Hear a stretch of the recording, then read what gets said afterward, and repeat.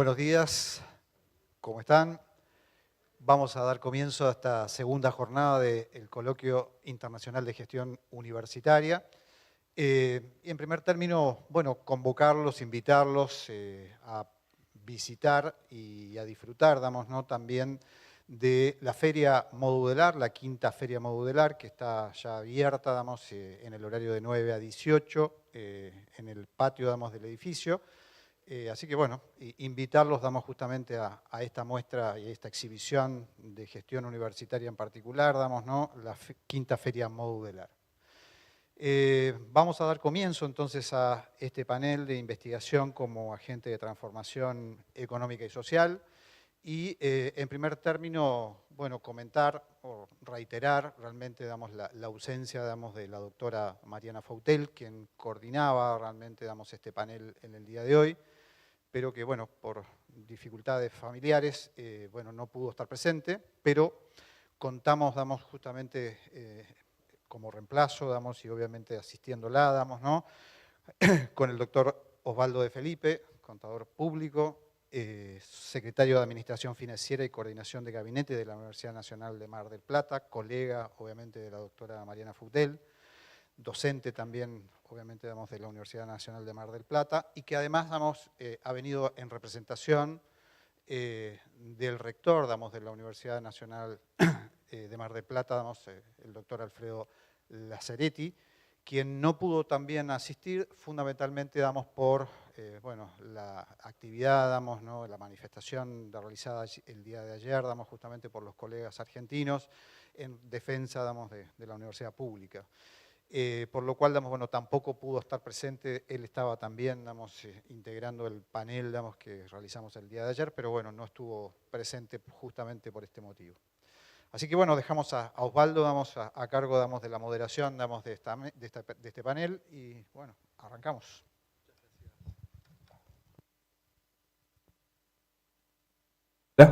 ¿Ahí se escucha? Sí. Bueno, buen día a todos y a todas. Es un honor para mí moderar este panel.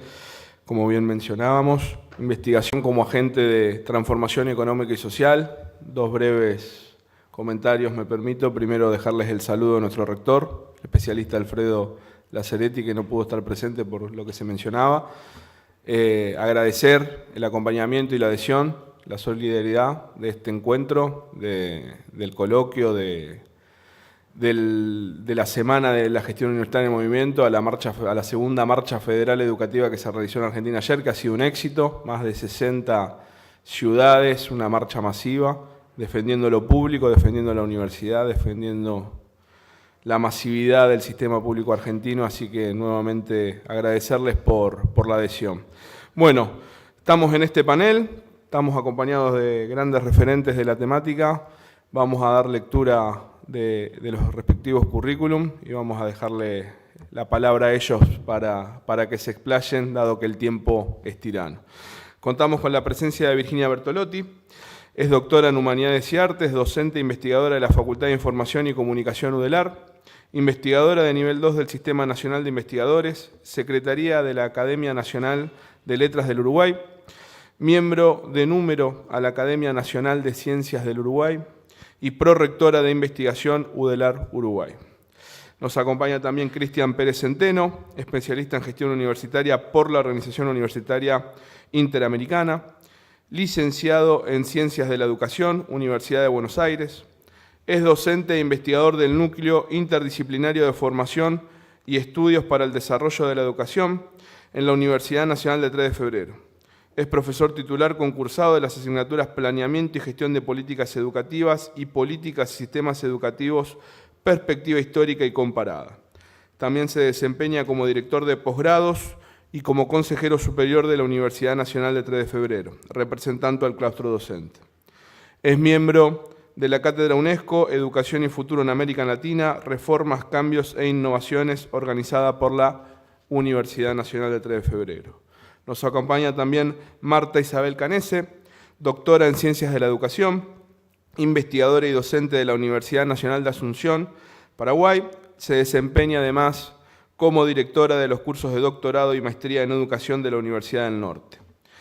Y nos acompaña por último Alexandre Sidral, Es licenciado en Informática por la Universidad Federal de Santa Catarina, licenciado en Psicología por la Asociación Catarinense de Enseñanza, licenciado en Formación de Profesores de Materias Especializadas por el Centro Federal de Educación Tecnológica de Paraná, maestría en Psicología de la Universidad Federal de Santa Catarina, doctorado en Ingeniería de Producción de la Universidad Federal de Santa Catarina y profesor titular de la Universidad de la Región de Joinville y miembro del órgano de dirección de esa institución. Actualmente es rector por el periodo 2020-2023. Muy bien, vamos a comenzar con la exposición. Comienza Cristian.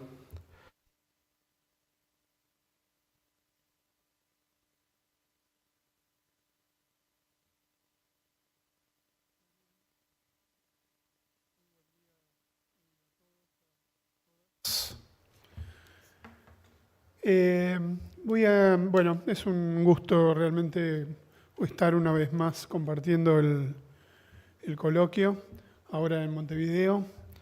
Me sumo al agradecimiento de la solidaridad de los colegas latinoamericanos que ayer nos hicieron llegar el mensaje. Es increíble cómo circuló la imagen de nosotros aquí en el CIBU, en la Academia Argentina. Así que se los agradecemos, lo valoramos y además, bueno, tuvo el efecto que buscábamos tener. Lo que voy a hacer en el tiempo que me toca es, en primer lugar, poner en cuestión el título del panel. El título del panel plantea la investigación como agente de transformación económica y social. Lo que yo voy a hacer en mi ponencia es analizar el caso argentino y, en primer lugar, ponerlo en cuestión. Lo segundo que voy a hacer es un spoiler, que es, voy a empezar, quizá no es la estrategia que debería seguir, pero es la que voy a seguir, que es empezar por las conclusiones. Y como esas conclusiones, tratando de responder esta pregunta, puede resultar una posición política, que no lo es, también lo es, voy a utilizar todo mi tiempo para fundamentar con resultados de investigación esa respuesta que yo doy. Lo primero, tratando de responder la pregunta, es que en Argentina lo que está sucediendo en términos de investigación es que hay una pérdida significativa de financiamiento en las dos fuentes principales que tenemos. La primera es el presupuesto universitario y la segunda es el presupuesto para ciencia y tecnología. Toda la movilización, lo que estamos hablando, la disputa en el debate y en las acciones que está llevando adelante la comunidad universitaria argentina, tiene que ver con esas dos cosas. Lo siguiente que y además porque la investigación en Argentina sucede en dos lugares, en las universidades y en los organismos de ciencia y tecnología. Lo segundo que voy a decir es que existe una generalización, esto es una novedad en el campo de la profesión académica universitaria en nuestro país, una generalización y una preeminencia de la función de investigación como parte del desempeño académico universitario, incluso empatando, diría yo, el tiempo que le dedicamos a hacer docencia. Es decir, hemos incorporado y generalizado la función de investigación en nuestro quehacer académico universitario en un contexto de pérdida de financiamiento y, por lo tanto, de deterioro de las condiciones no solo de trabajo académicas, sino también en las condiciones en las que podemos hacer investigación. Y el último punto que plantearía, tratando de responder las preguntas, es que lo que tenemos en este momento ya está sucediendo y que se va a profundizar probablemente si no cambian las condiciones en adelante, es un aislamiento internacional de la investigación que producimos en el país. Estas cuatro cosas que acabo de decir pueden sonar políticas. Lo son desde ya, pero no los digo por mi propio posicionamiento ideológico y político, sino porque hay investigaciones que me permiten afirmar lo que estoy afirmando. Les voy a contar de la investigación. En las últimas 3 décadas hay un estudio internacional que se está realizando con distintas rondas de investigación, una por década, desde los años 90, que estudia la profesión académica en la universidad. En la década del 90 se realizó lo que se conoce como el estudio Carnegie, en la primera década de este siglo el estudio CAP, que lo que hizo fue estudiar el cambio en la profesión académica. En la década del 2010 acabamos de cerrar un estudio sobre la profesión académica en la sociedad del conocimiento y ya empezamos a programar para esta década una nueva ronda de esa investigación. Es un estudio que básicamente se basa en una encuesta acordada internacionalmente que se le administra a académicos, académicas universitarios. Es un estudio que conserva, es un estudio cuantitativo y que además conserva a lo largo de estas rondas de investigación, secuencia de investigación, el corazón central de la encuesta, de manera que nos permite comparar los resultados que vamos obteniendo en cada una de esas rondas de investigación. Y a la vez nos permite comparar en cada ronda de investigación los resultados que obtenemos en cada uno de los países que se realiza este estudio. Básicamente el estudio lo que provee es información nacional sobre el sobre todo cuantitativa, aunque no solo, pero fundamentalmente cuantitativa, respecto de los docentes universitarios. ¿Quiénes son? ¿Qué hacen? ¿Cómo están formados? ¿Qué sienten? ¿Qué opinan? ¿A qué destinan su tiempo? Etcétera. Es una encuesta muy extensa, tiene 54 preguntas de muy diversas temáticas. Es muy difícil conseguir que los académicos puedan invertir tiempo en responderla porque lleva mucho tiempo. Está acordada internacionalmente. El consorcio internacional establece en común, de manera consensuada, una encuesta en inglés que luego es traducida en las lenguas vernáculas de los países que participan y realizamos esos estudios en cada uno de los países y luego, si cumplimos con determinados criterios metodológicos, integramos los resultados en una base de datos internacional. En el caso argentino es una encuesta autoadministrada. Nosotros enviamos un correo electrónico donde invitamos a los académicos a responder esa encuesta. Lo que quiero señalar fundamentalmente es que en el caso argentino los resultados de ese estudio son representativos. Es una muestra probabilística representativa del caso nacional. Es decir, que toda afirmación que yo haga, tengo derecho a establecerlas como un estado de situación del caso argentino. Puedo hablar por la Academia Argentina porque la muestra cumple condiciones de representatividad. Yo no voy a presentar toda esa encuesta aquí, me voy a enfocar exclusivamente en la cuestión de la investigación. Y lo que ustedes sabrán que la profesión académica universitaria en Argentina está basada fundamentalmente en estructuras de dedicación simple. 2/3 de los docentes universitarios tienen contratos simples, 10 horas a la semana. En general ese contrato está orientado a la docencia. Sin embargo, realizamos investigación, a pesar de esa estructura más general. La pregunta es, ¿por qué hacemos investigación si estamos contratados para ser docentes? Y entonces, bueno, lo que le voy a mostrar es quiénes son los que estudian, dónde investigan, dije estudian, pero investigan, y quién financia esa investigación. Básicamente, lo primero que quiero mostrarles es que el 60% de los docentes universitarios que investigan en Argentina lo hacen en las universidades. Voy a hablar en números redondos, pero ustedes pueden ver las cifras más precisas.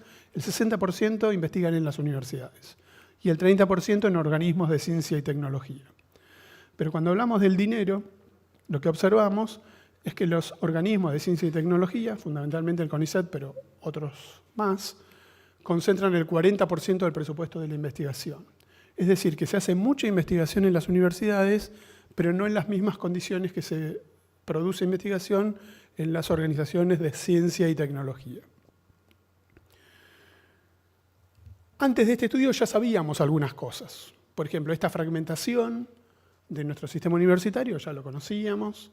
Sabíamos que aunque tenemos contratos docentes, hacemos muchas cosas, muchas tareas, que entre esas tareas el 60% de nosotros realiza investigación, a pesar de que está contratado principalmente como docentes, y que además hay en el sistema operando una serie de incentivos materiales y simbólicos que nos empujan a hacer investigación.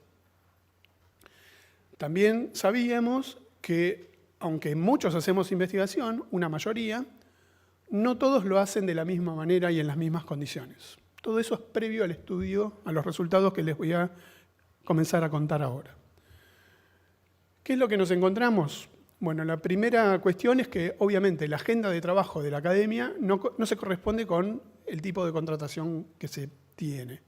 Es decir, tenemos contratos parciales, pero la dedicación a las tareas que tenemos los exceden largamente. Hicimos un pequeño ejercicio que nos permite el estudio y lo que intentamos fue cuantificar ese exceso de trabajo en relación con los contratos.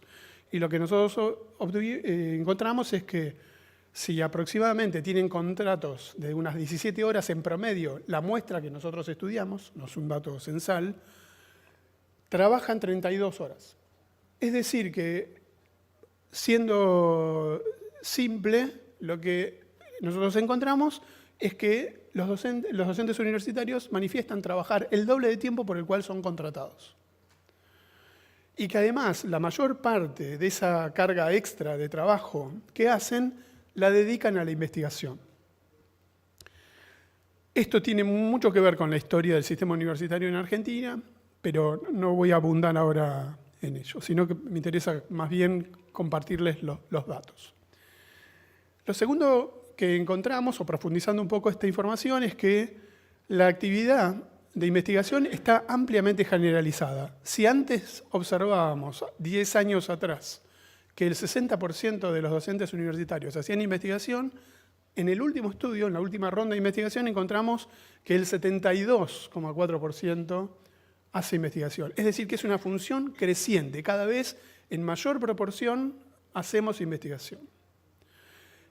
Una novedad que encontramos, que para mí es muy radical, es que cuando analizamos las agendas semanales de los docentes, lo que encontramos es que en términos promedios dedican incluso más horas a la investigación que a la docencia. Lo cual es un poco paradojal porque en realidad la base del contrato es un contrato orientado al ejercicio docente. Incluso en los periodos donde no hay actividad, no se cae la carga, no se cae proporcionalmente la cantidad de horas de trabajo que la academia realiza, sino que aprovecha ese tiempo sin actividad docente para hacer investigación. Les voy a mostrar unos datos que refrendan esto que yo estoy diciendo.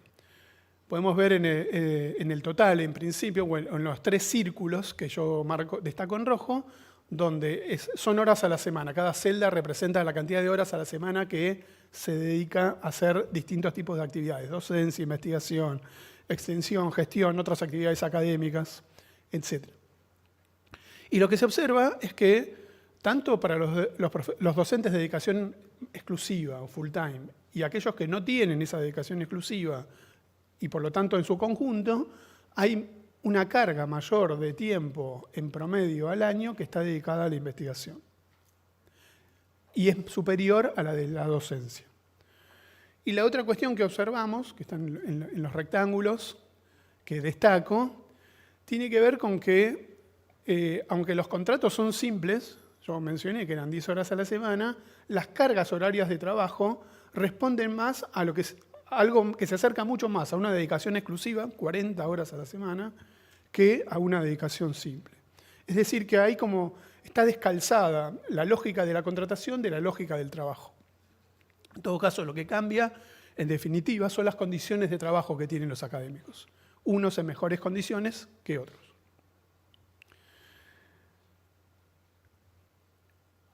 ¿Por qué algunos investigan y otros no investigan y por qué algunos investigan más que otros? La segunda columna que ahí presento es un indicador estadístico que lo que muestra es cuando dos variables están asociadas. Entonces, ustedes verán ahí que las que tienen asterisco es porque efectivamente existe una asociación estadística entre una variable y la otra. ¿Qué nos dice esta tabla? Nos dice que en general los profesores investigan más que los auxiliares docentes. Una obviedad.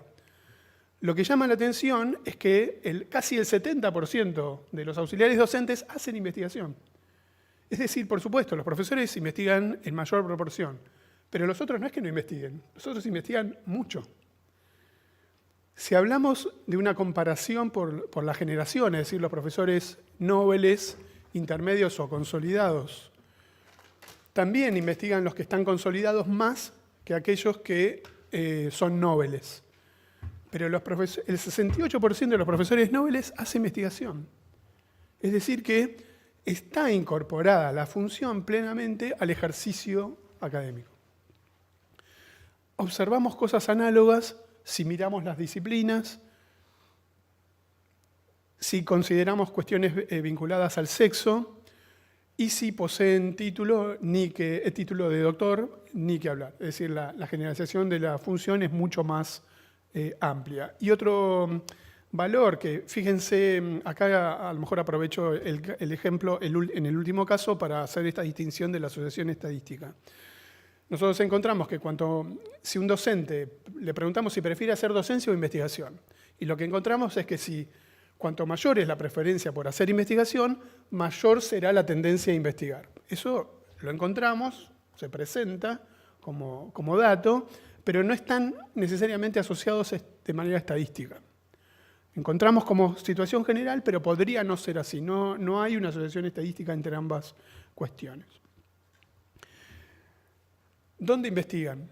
Bueno, algo mencioné en el inicio, pero cuando consideramos exclusivamente a los docentes universitarios que hacen investigación, ese 72,4% que hace investigación, vemos que el 70 y poco por ciento lo hace en la propia universidad y que algo cerca del 20% lo hace en el CONICET y un 8% lo hacen en otros organismos de ciencia y tecnología. Es decir, que el sistema universitario aloja muy fuertemente investigadores y la función de producción de conocimiento. Ya había mencionado una relación con el presupuesto, lo que hace que tenemos un fuerte desarrollo de la investigación en el sistema universitario con bajo financiamiento.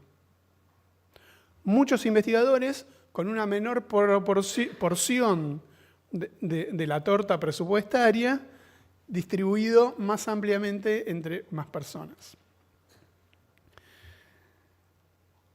Voy a saltear esto, pero hay algunas relaciones que explican eso. En general, el campo disciplinario donde uno se desempeña de alguna manera se vincula con si uno investiga en la universidad o en el sistema científico-tecnológico, pero no voy a ir por ahí. Voy al financiamiento, así no me supero el tiempo. Lo que observamos es que dos cosas quiero compartir. La primera es que las principales fuentes de financiamiento están en la propia institución universitaria. Nosotros investigamos el sistema público, por lo tanto estamos hablando de financiamiento público. Y agencias nacionales de financiamiento de la investigación, por lo tanto también estamos hablando de financiamiento público. Es decir, 55 más 23 más 1, 78, 79. Casi el 80% es financiamiento público de la investigación. Y vamos al polo opuesto, el otro círculo destacado en rojo, es que el financiamiento privado a la investigación en Argentina es absolutamente marginal. No suman el 2% entre ambas fuentes. Es decir, el financiamiento es público o no es, lo cual refuerza lo que está pasando hoy en las calles. Lo que se está resistiendo es el abandono de este financiamiento por parte del Estado, porque si el Estado abandona este financiamiento, no hay investigación. Cierro como empecé, y justificando lo que dije en el inicio, que sonó a posición política. Lo primero es que hay una donación de trabajo asociado al ejercicio docente. Habrán notado que la palabra donación siempre la puse entre comillas. Es un concepto que estamos discutiendo, que tenemos que seguir discutiendo porque representa esta idea de me contratan para trabajar una cantidad de horas, pero yo trabajo más que esas horas.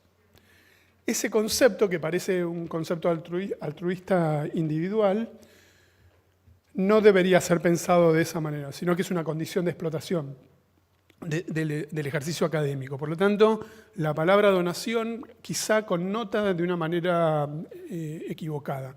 No terminamos de encontrar el concepto que lo reemplace, pero si a alguien se le ocurre algo, entre donación y explotación debería haber algo más intermedio que dé mejor cuenta del fenómeno, ¿no? La segunda es la generalización de la función de investigación, es decir, un sistema que está orientado al ejercicio docente, que sigue incorporando como condición de existencia del trabajo académico la investigación.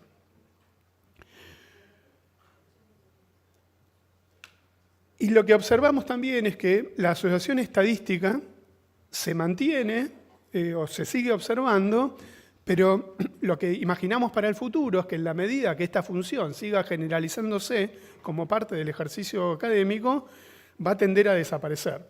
Lo que no significa que no se haga investigación, sino que va a estar tan generalizada que da igual el lugar, el cargo, la disciplina, las condiciones o las características singulares del docente universitario, que igual va a ser investigación y por lo tanto esa asociación estadística va a tender a desaparecer, lo que no significa que la función no se extienda.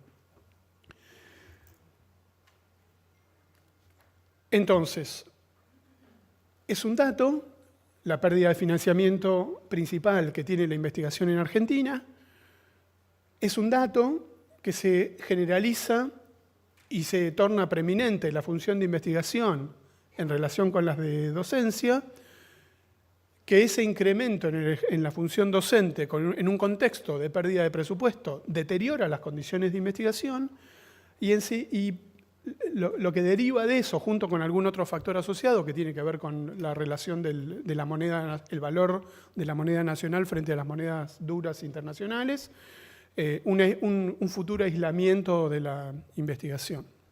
Es decir, la imposibilidad de ser parte de redes internacionales que investiguen en las condiciones de financiamiento que nosotros tenemos. Por lo tanto, como empecé, diría que no, que está difícil que la investigación sea una herramienta de transformación económica y social, por lo menos en nuestro país. Muchas gracias.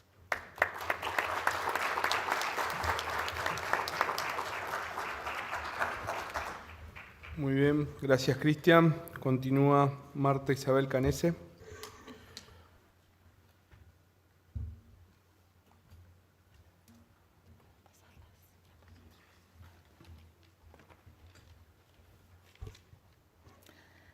Muy buenos días. Buenos días a todos. Veo ahí mis colegas investigadoras de Paraguay y eso me emociona mucho. Bueno, la ponencia que hoy les traigo es sobre cómo estamos en Paraguay en cuanto a investigación en las universidades y sobre todo qué estamos aportando,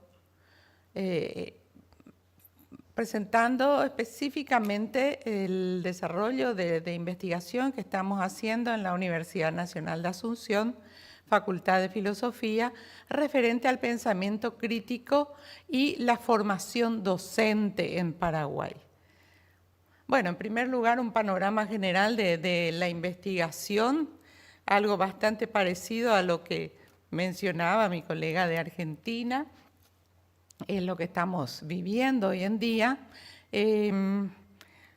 La investigación en Paraguay fue durante mucho tiempo una cuestión de vocación del docente, filantropía de algunos mecenas de la investigación como Andrés Barbero y algunos, ¿verdad?, que pusieron su fortuna para crear la Sociedad Científica del Paraguay, por ejemplo, algo mucho más de voluntariado y de mecenas.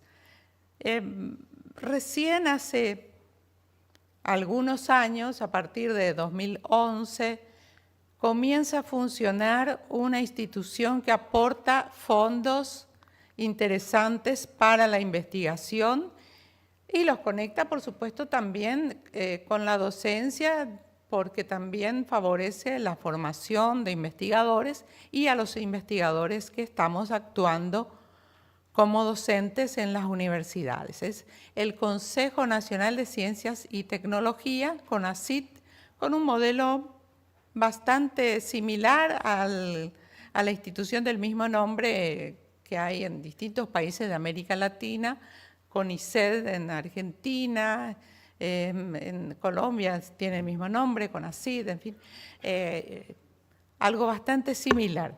¿Qué es lo que encontramos en CONACYT y que repuntó muchísimo la investigación, sobre todo en las universidades en Paraguay? En primer lugar, tiene un sistema de categorización, un sistema que evalúa permanentemente la producción científica de cada investigador que se presenta a las convocatorias voluntariamente, y son incentivos anuales, ¿verdad? Para tener una idea de los montos, que de repente para Uruguay no sería nada, pero Paraguay ya es algo significativo, que van montos anuales entre $3.000, el más bajo, ¿verdad? El investigador iniciante que ya tiene una investigación, un proceso, publicaciones, está formando investigadores en curso de posgrado, en fin.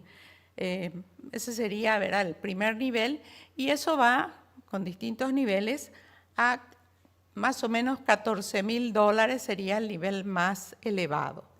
Se hacen evaluaciones permanentes, los investigadores presentan toda su producción cada 2 años, lo que son iniciantes, y cada 4 o 5 años, lo que están en niveles más avanzados, y de acuerdo a eso suben o bajan de categoría, digamos, y reciben el incentivo.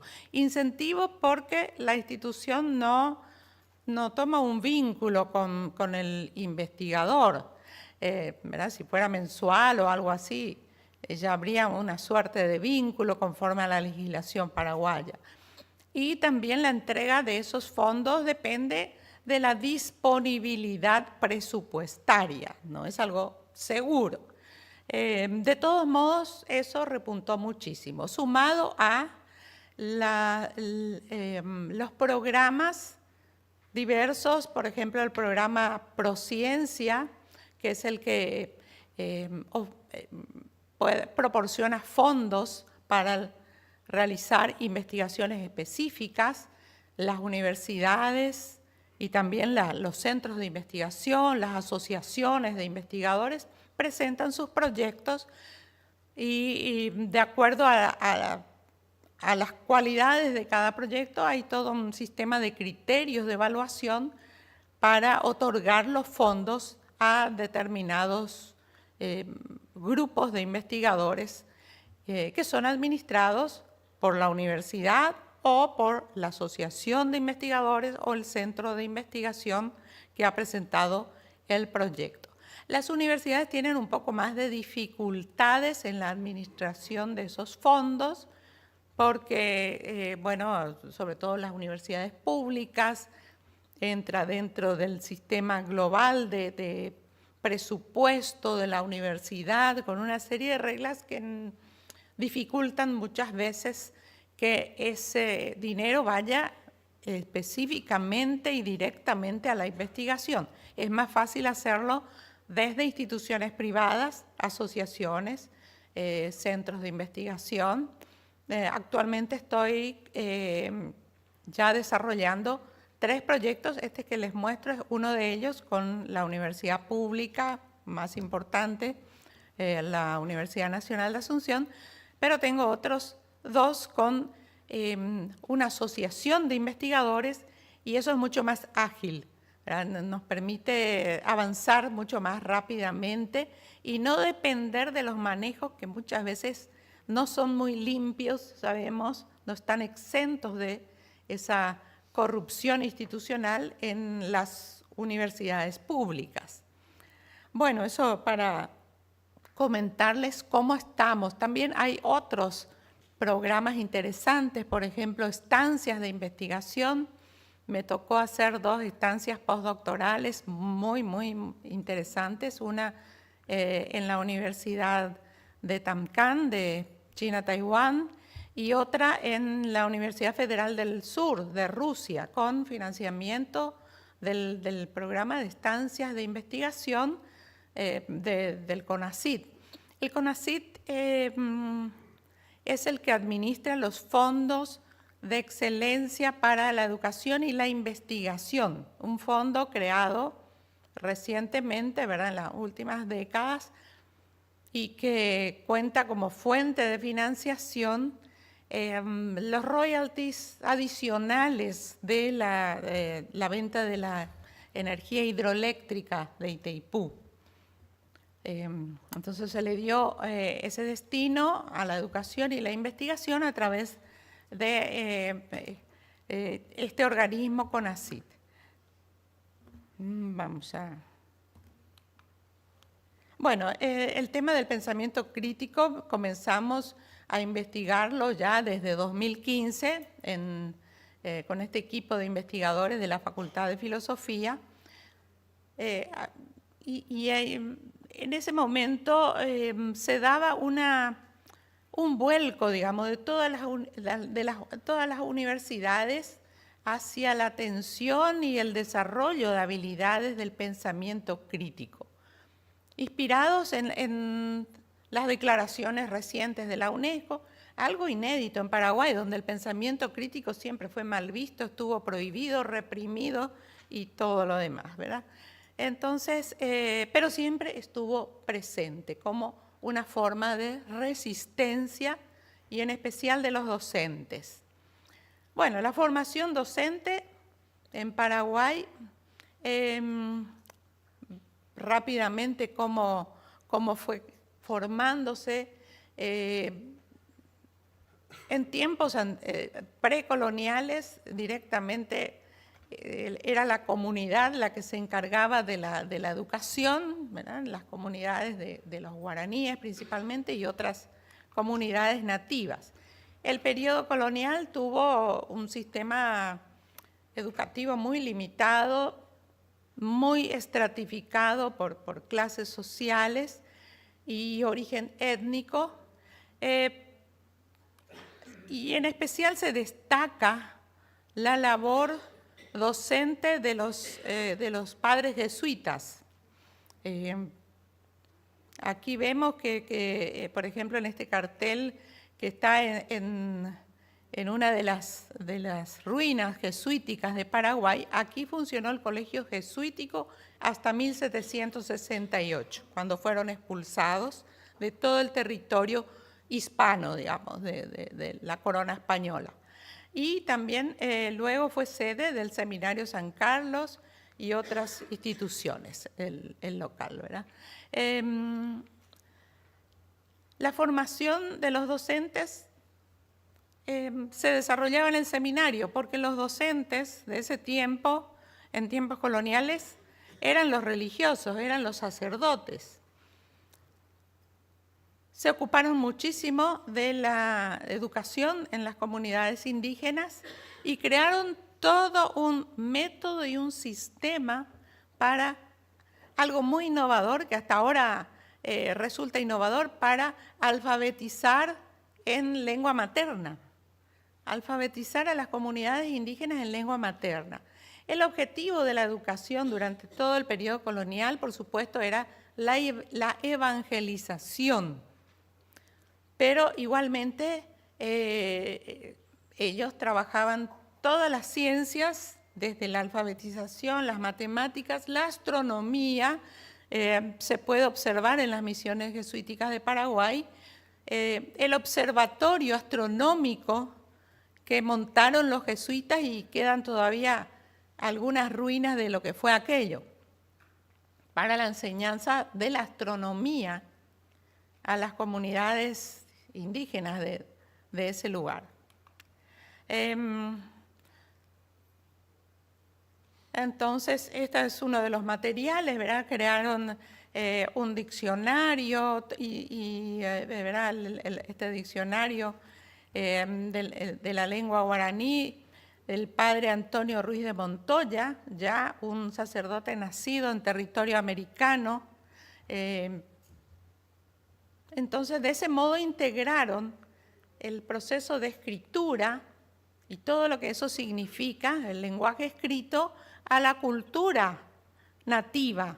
Por eso el Paraguay tiene una riquísima producción literaria hoy en día, hasta ahora, de descendientes de nativos y no descendientes de nativos. Se extendió la lengua guaraní de forma oral, escrita, en forma de música, poesía y todo, teatro, gracias a esta primera labor de los docentes, que es interesante mencionar. Bueno, después vino la independencia del Paraguay, ya los jesuitas habían sido expulsados, quedaron otros sacerdotes de otras órdenes, franciscanos, dominicos, mercedarios, que también realizaban una labor muy importante en el sentido educativo, como docentes.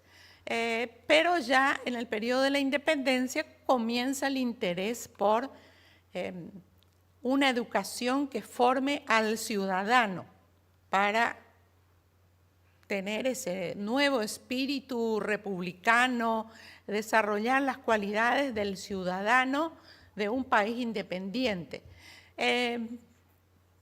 Una dificultad que tenían en ese momento todas las naciones del mundo era la ausencia o la carencia de suficientes docentes formados. Y ahí es donde una de las metodologías importadas por Simón Bolívar y al Paraguay fue llevada por Carlos Antonio López, fue la metodología lancasteriana de Joseph Lancaster, un inglés cuáquero que él quería realmente que todo el mundo pudiera leer por sí mismo la Biblia y no esté esperando a que el sacerdote le cuente, o el pastor en su caso, evangélicos, ¿verdad?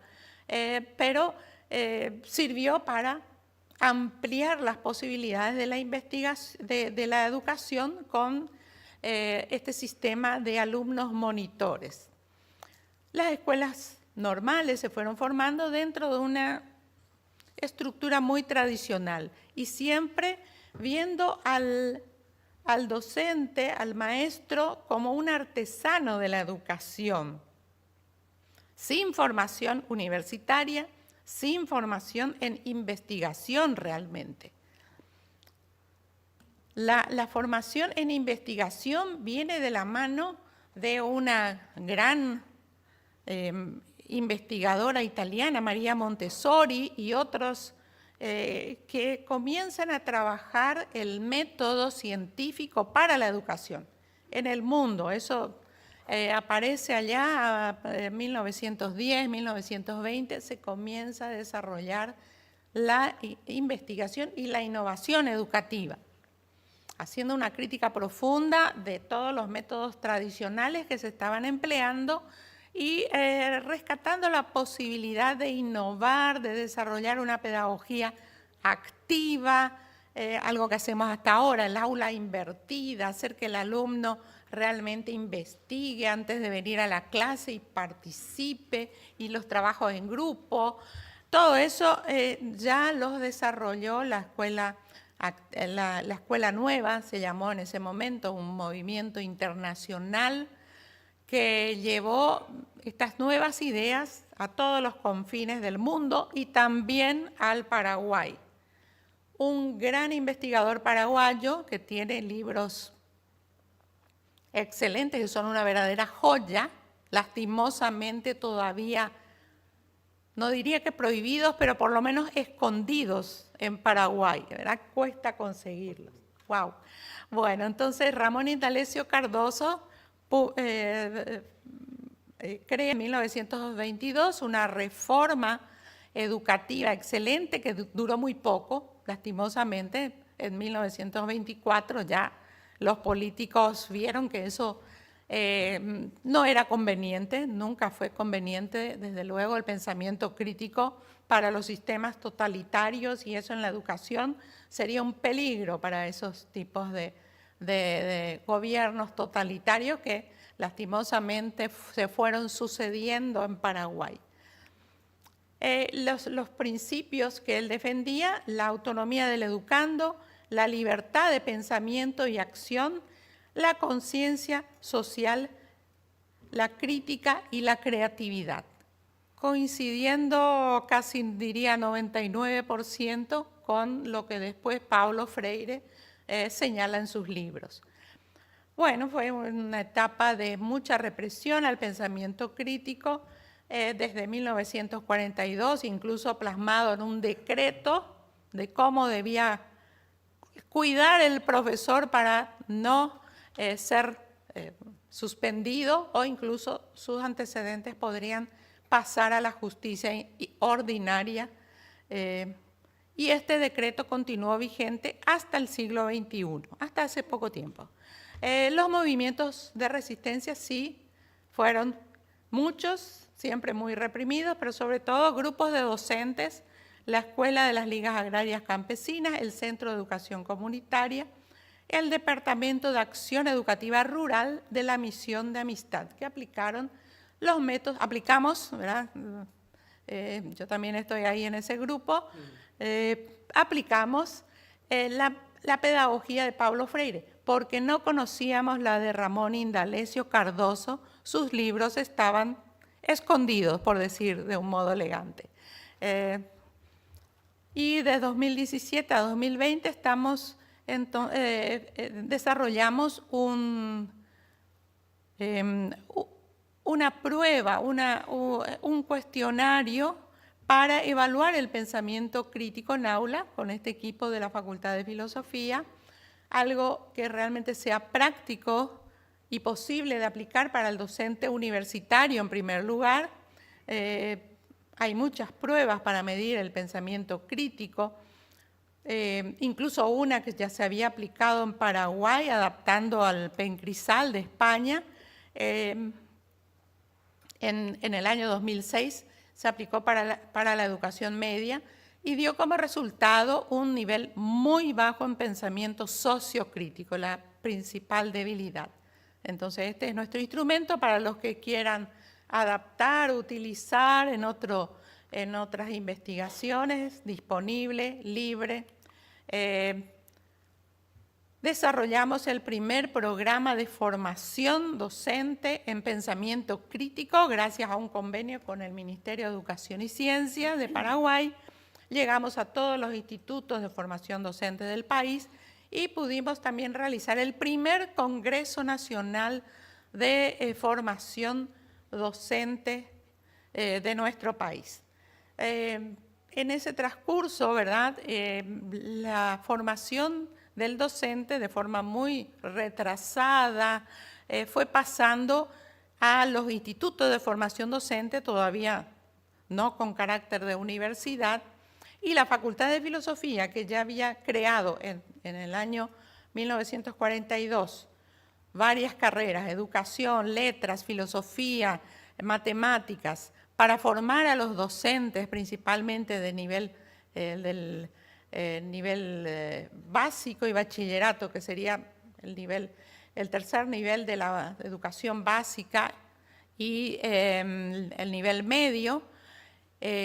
Requería docentes formados ya en disciplinas específicas. Sin embargo, nunca fueron reconocidos estos cursos como habilitantes para la enseñanza en esos niveles por el Ministerio de Educación y Cultura, se llamaba en aquel tiempo.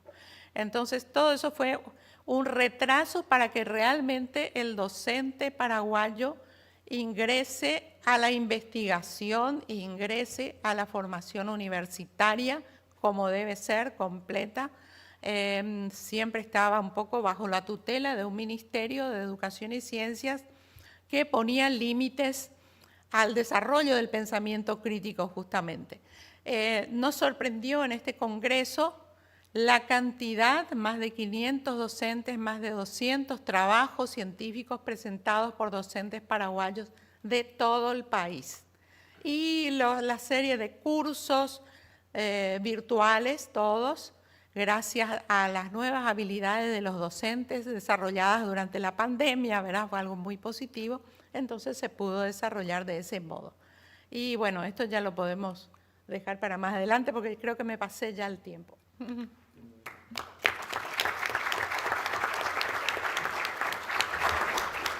Muy bien, muchas gracias, doctora Marta. Vamos a continuar con Alexander Sidral.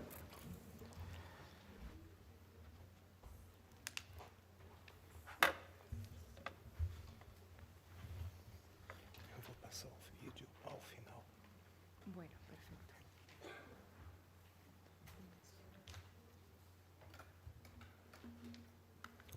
Vos me avisas.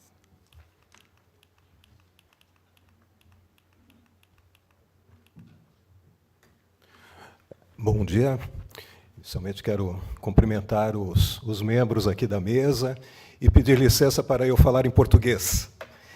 E também quero agradecer muito especialmente ao professor Pedro Mello pelo convite em participar aqui do painel. Minha apresentação vai estar compartilhando uma experiência específica da nossa universidade, a Univille, uma instituição comunitária que fica no norte de Santa Catarina, na cidade de Joinville.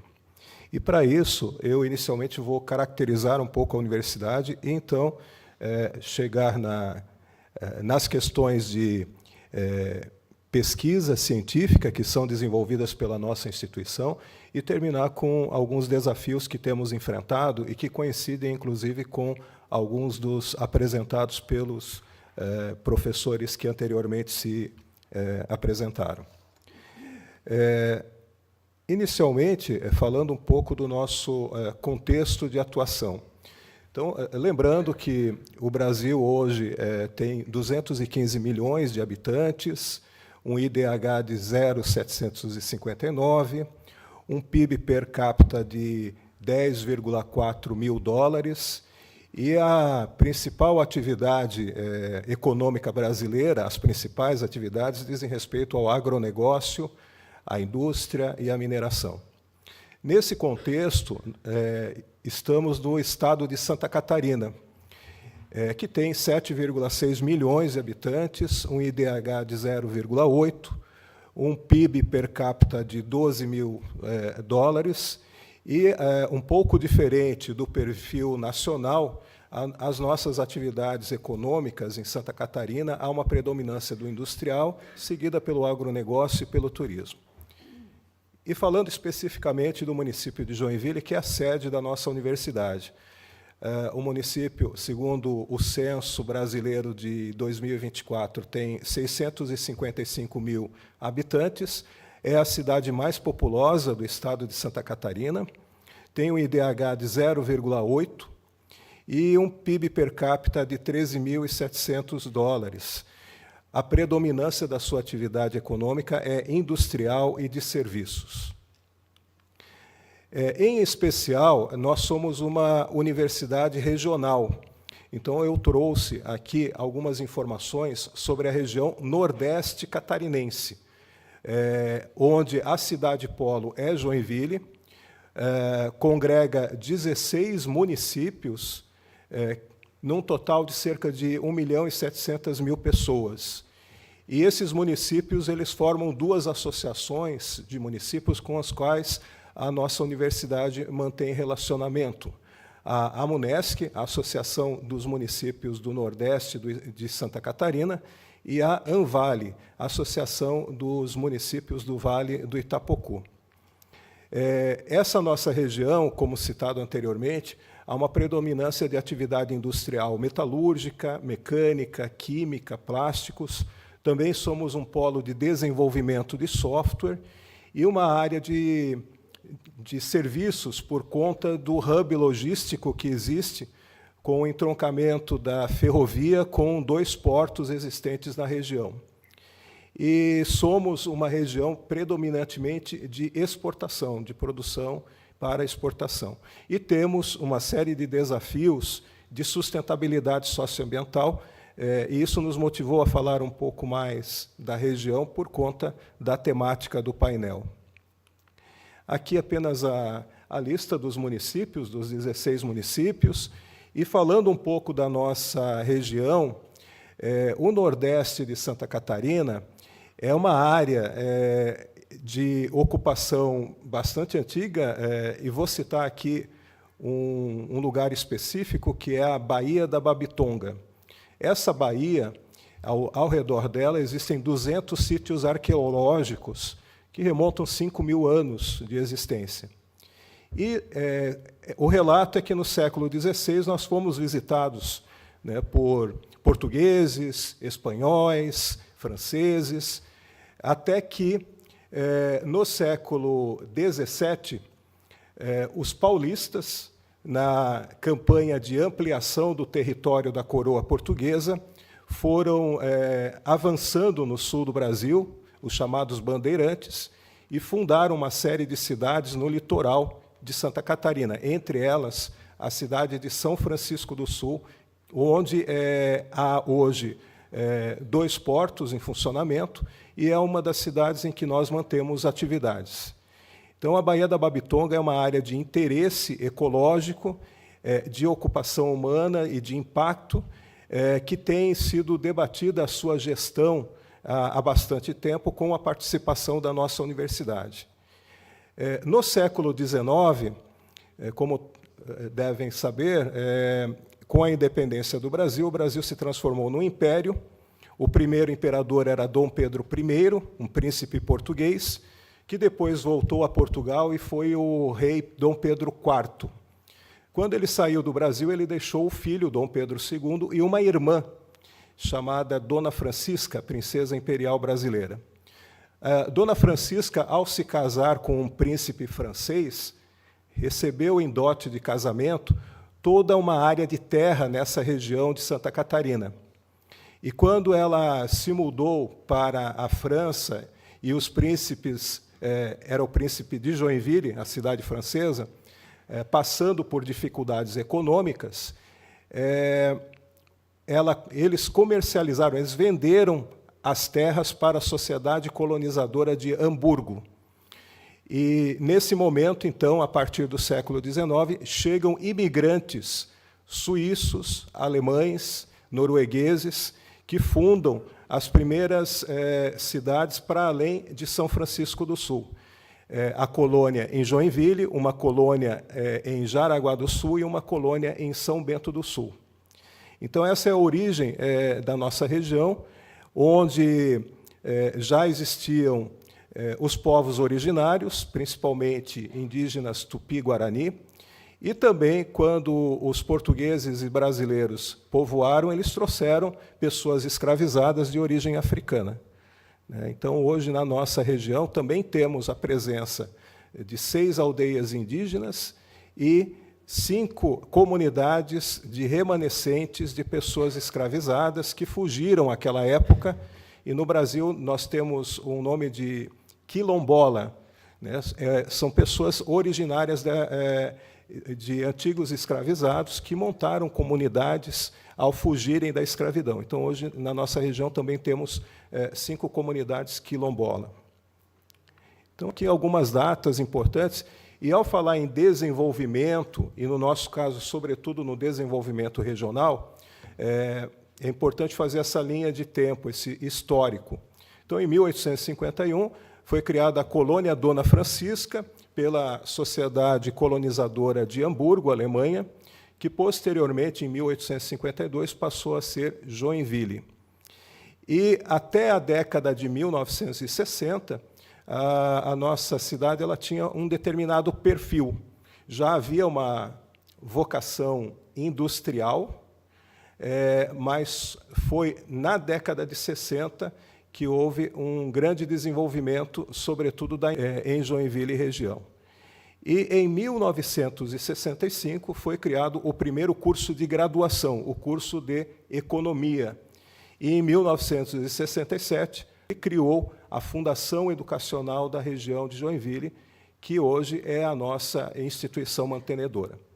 Então, nós procuramos mostrar ali um percurso histórico, 1960, 2024, né?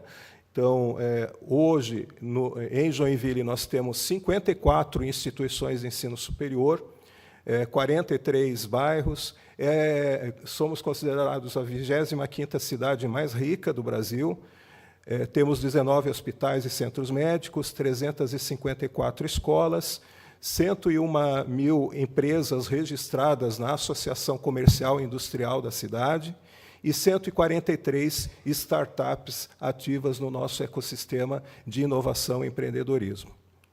É nesse sentido que também faço aqui uma breve caracterização da nossa natureza jurídica enquanto uma universidade comunitária. No Brasil, nós temos categorias acadêmicas. Então, uma instituição de ensino superior ela pode ser uma universidade, um centro universitário ou uma faculdade, de acordo com o credenciamento que o MEC, que o Ministério da Educação, realiza. E, do ponto de vista administrativo, no Brasil, nós temos universidades públicas, universidades privadas e comunitárias. Então, a nossa instituição foi credenciada em 1996 como uma universidade comunitária. E nós somos uma fundação criada por lei municipal em 1967, cujo patrimônio é público, sem fins lucrativos e filantrópica. Apenas para a gente ter uma certa referência, no Brasil nós temos 2.595 instituições de ensino superior. Considerando a categoria acadêmica, apenas 205 dessas instituições são universidades. Dentre elas, a Univille, que é a única universidade com sede na região de Joinville. E isso nos leva a ter compromissos. Um deles é o desenvolvimento da pesquisa científica e tecnológica. E, por sermos uma instituição regional, nos voltamos para as questões realmente regionais. Então, aqui alguns dados a respeito da nossa instituição. Isso aqui é um modelo sistêmico do nosso processo de gestão. A cada 5 anos, pela legislação brasileira, as instituições de ensino têm de encaminhar ao Ministério da Educação um plano de desenvolvimento institucional, que serve como orientação e referência para as avaliações a que a instituição e os cursos passam.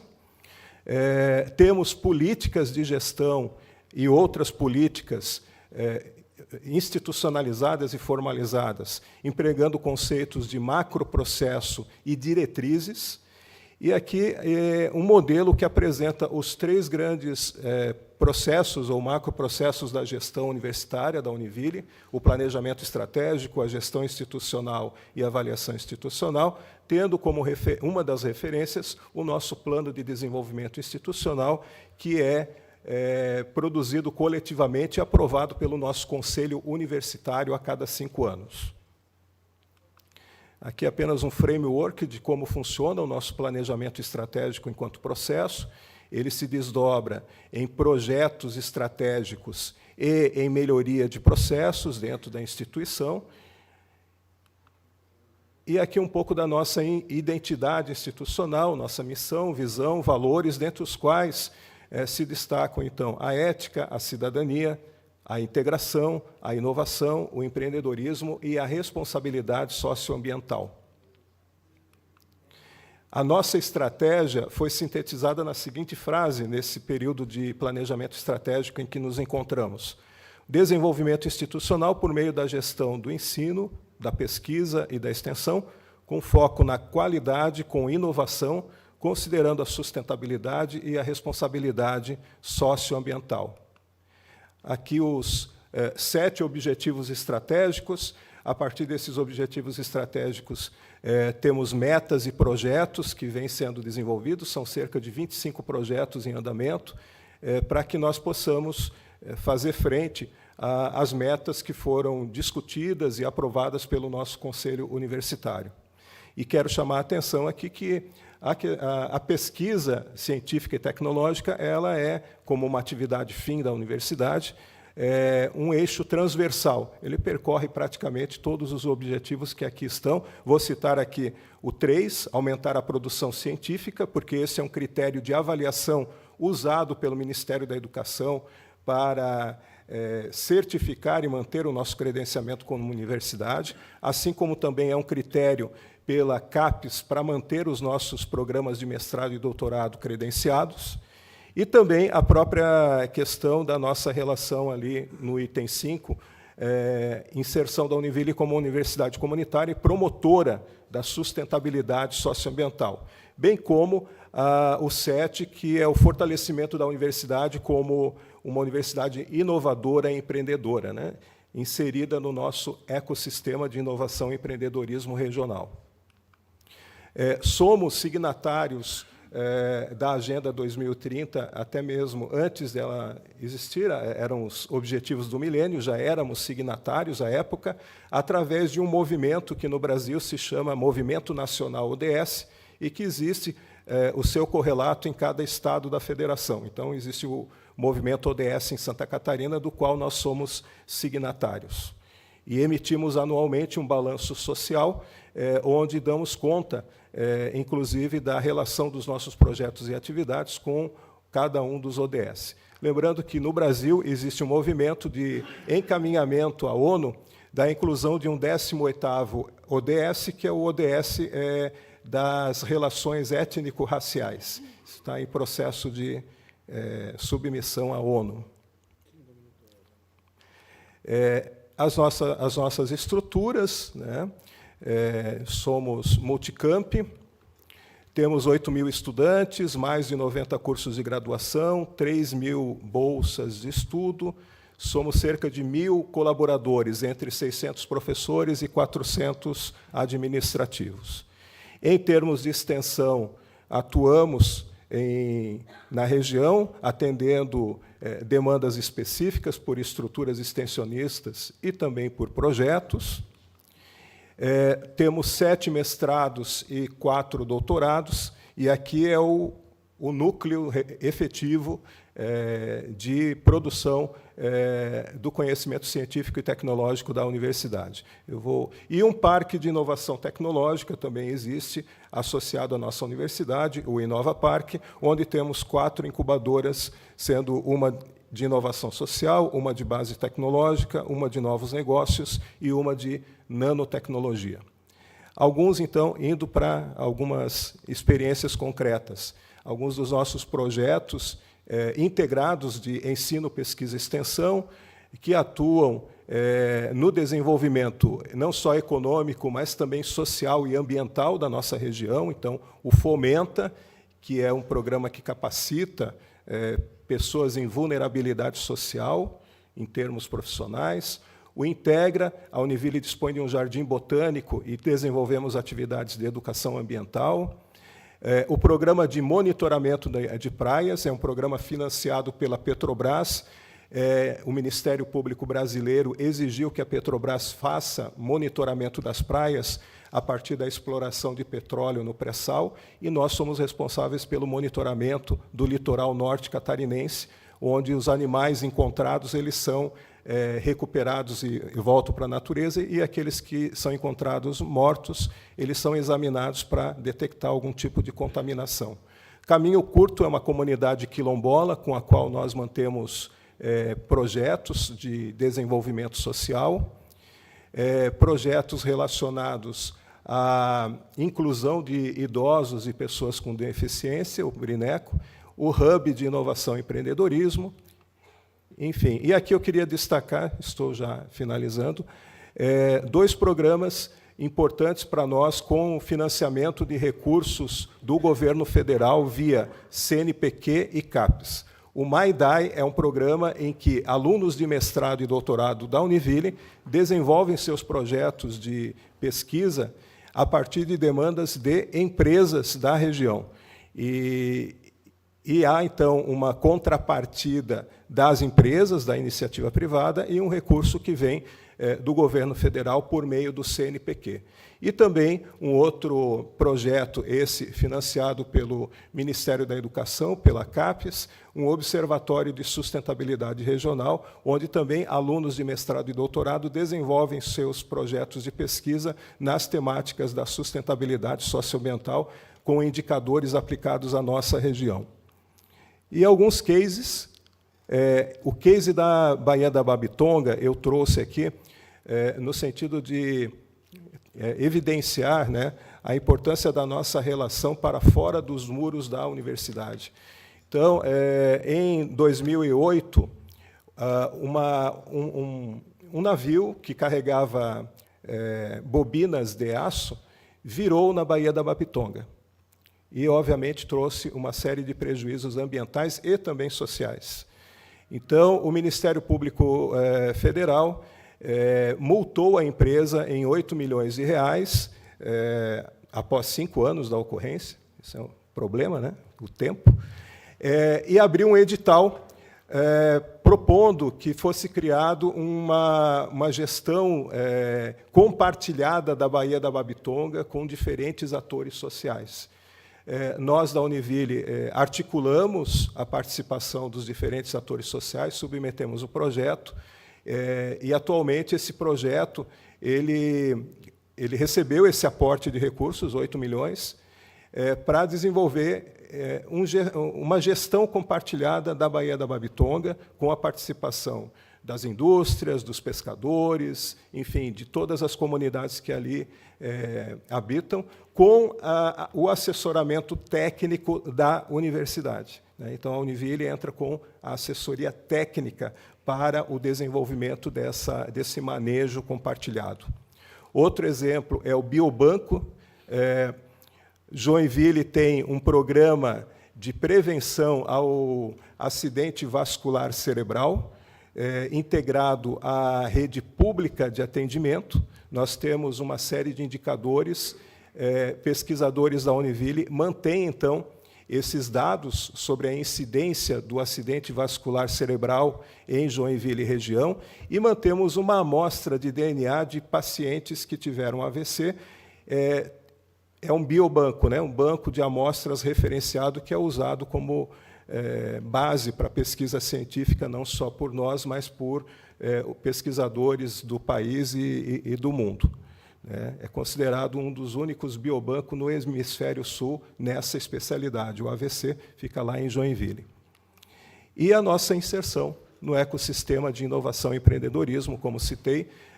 Hoje a Univille faz parte do grupo de governança do ecossistema e temos desenvolvido trabalhos conjuntos num programa chamado Connect, para que nós possamos, em parceria com empresas, gerar startups e novos negócios nas diversas áreas em que a nossa região desenvolve as suas atividades econômicas. E finalizo, então, com os desafios. Financiamento, como foi citado aqui, é sempre um desafio. A melhoria dos processos de gestão da pesquisa científica e tecnológica, uma maior articulação com os outros agentes de desenvolvimento, entre eles o poder público, a iniciativa privada e as organizações sociais, a formação continuada dos professores e pessoal administrativo e, sobretudo, um desenvolvimento de um ambiente, uma cultura propícios à inovação aberta em negócios, tecnologia e também no âmbito social. Eu agradeço a oportunidade e me coloco à disposição para conversarmos. Não esquecendo, quero felicitar aqui a UDELAR pelos seus 175 anos e também Montevidéu pelos seus 300 anos. Obrigado. Muy bien, muchas gracias, profesor Alexander. Vamos a continuar. Nuestra última panelista, prorectora de nuestra querida institución.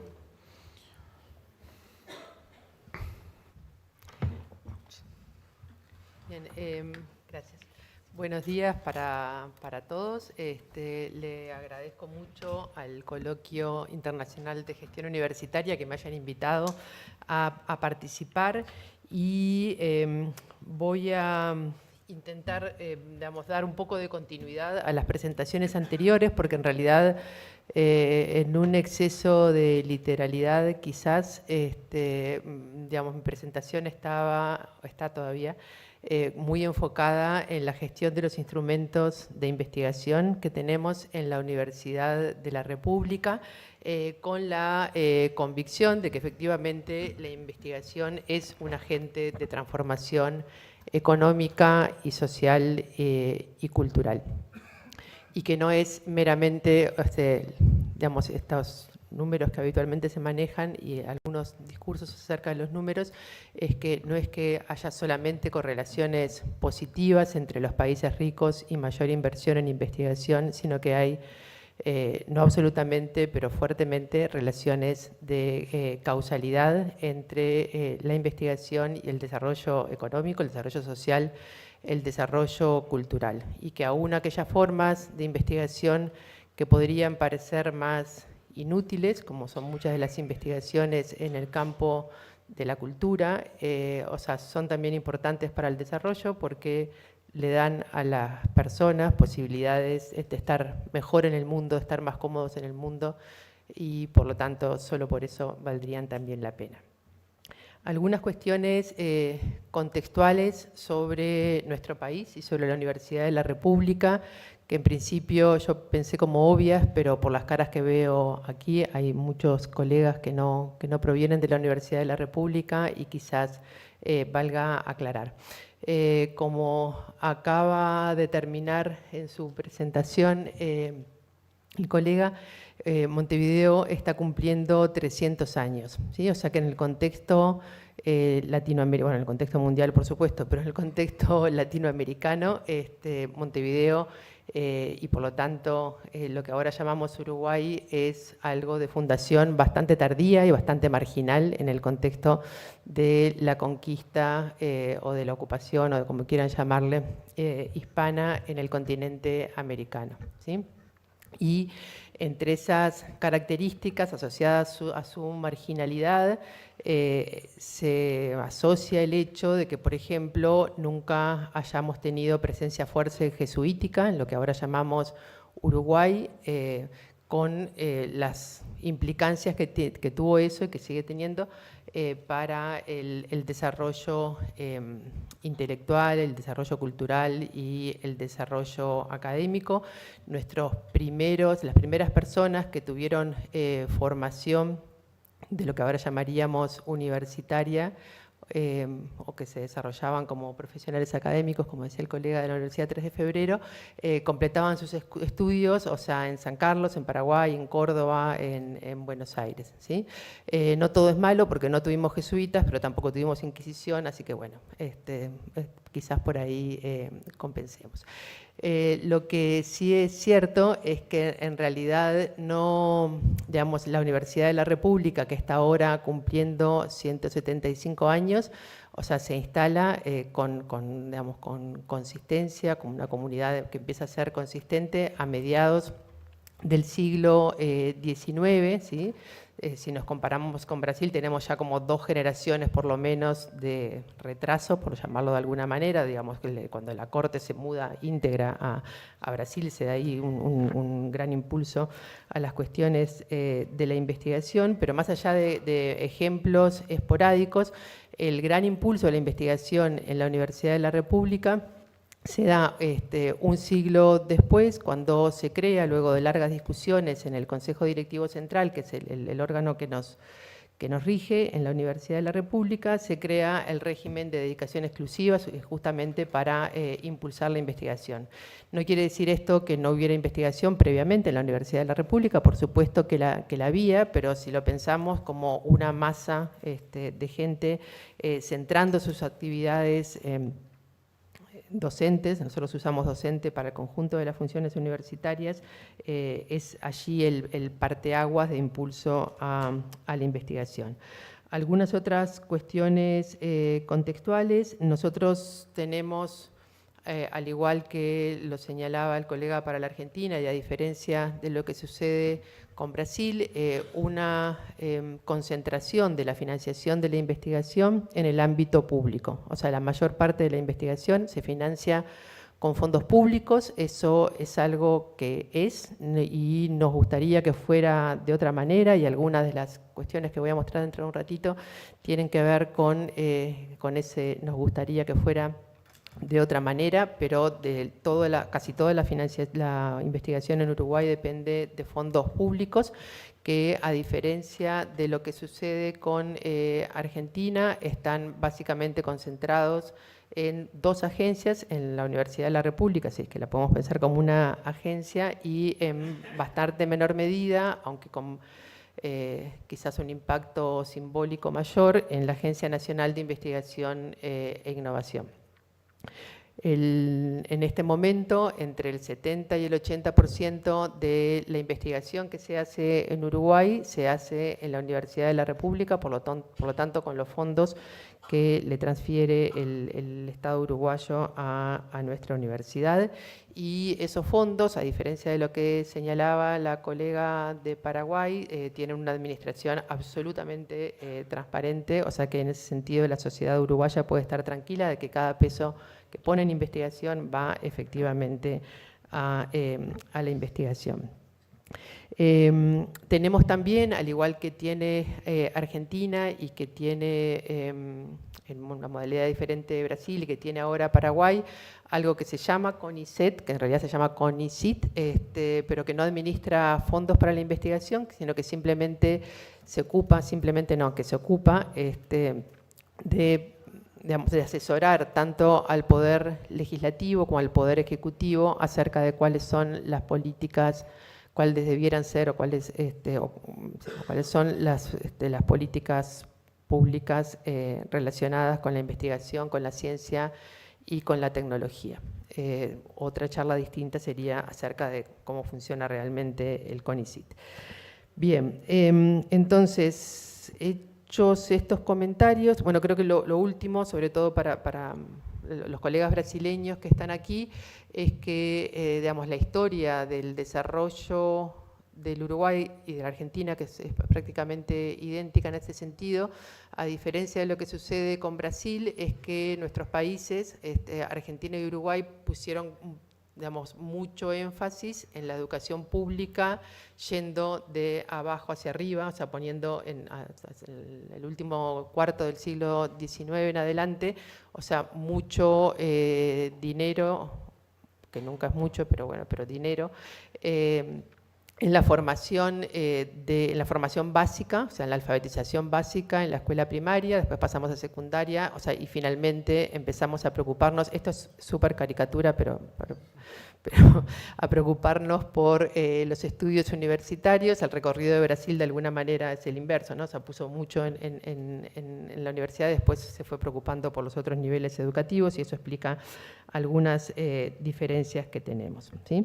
Y otra cuestión histórica tiene que ver con que, lamentablemente, desde hace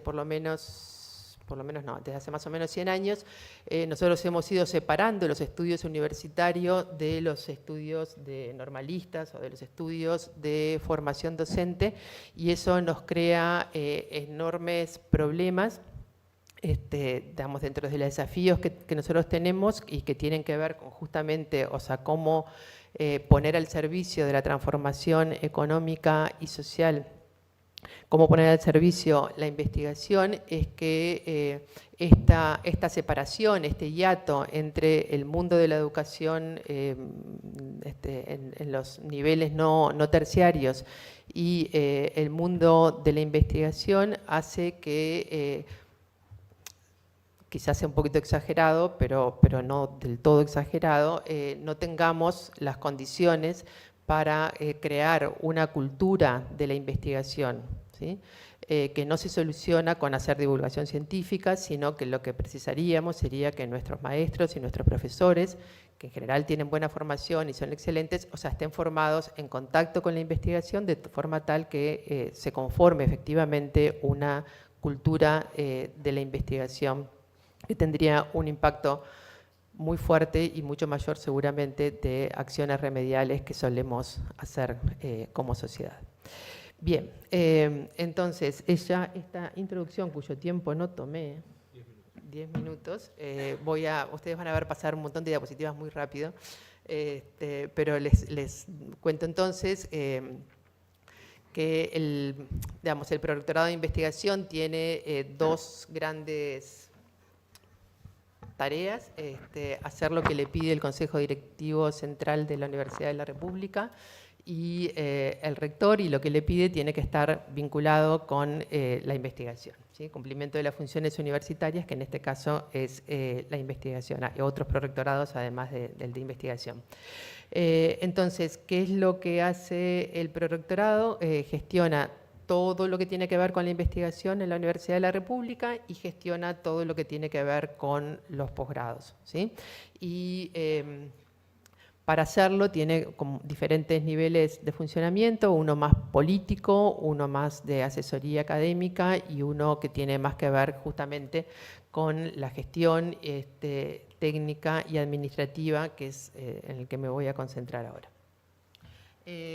¿Cuál es la política que tiene que llevar adelante? Tenemos que desarrollar investigación de calidad y, a diferencia de experiencias como hipersituadas, como la que nos planteaba el colega de Brasil, una de las decisiones políticas que tomó hace mucho tiempo la universidad es que la investigación, que por supuesto tiene que ser de calidad, es para todas las áreas del conocimiento. O sea, no hay focos, digamos, sectorialización de la investigación más allá de algunas experiencias que se vienen realizando, no enmarcadas en las actividades del prorectorado, sino del conjunto de la universidad, que tienen que ver con el desarrollo de la universidad en el interior de la República. Entonces, tenemos que desarrollar investigación y posgrado en todas las áreas del conocimiento y intentar resolver problemas de interés nacional, estar integrados a las políticas de ciencia, tecnología e innovación.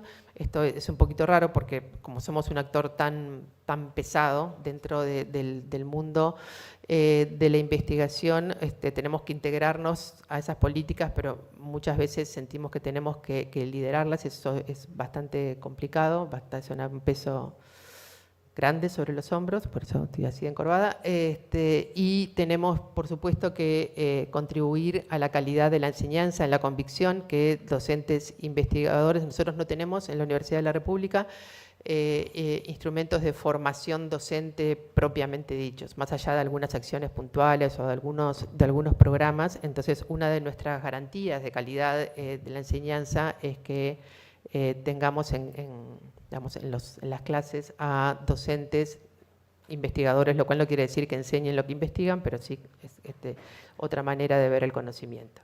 Entonces tenemos, para desarrollar esta política, tenemos un conjunto de instrumentos, algunos de ellos que son los que ustedes tienen en pantalla en este momento, donde lo que tenemos ahí es un gradiente, donde empezamos con instrumentos dirigidos a estudiantes de grado, o sea que estudiantes de grado puedan hacer sus primeras experiencias investigativas, iniciación, I+D y grupos de investigación, ¿sí? Y estamos ahora instrumentando, literalmente ahora, pasado mañana va a comenzar una etapa importante, la creación de institutos de investigación que rompen un poco esta lógica, o sea, conservan la lógica de programas centrales, o sea, nosotros le llamamos centrales a lo que está, digamos, afecta a toda la universidad, eso quiere decir central para nosotros, o sea, mantienen la lógica de ser centrales, pero no están focalizados en